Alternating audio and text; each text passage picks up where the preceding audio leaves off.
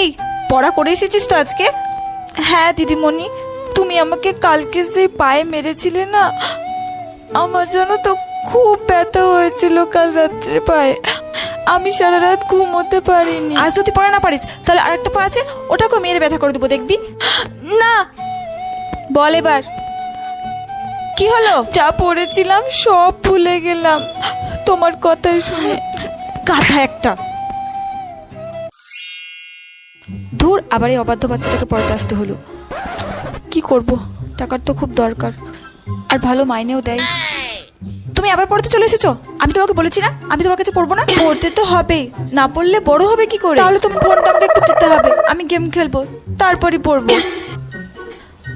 ঠিক আছে নাও, কিন্তু একবারের জন্যই। আজকে শুধু বাংলা পড়বো, আর কিচ্ছু পড়বো না। দাও। ঠিক আছে, তাই পড়ো।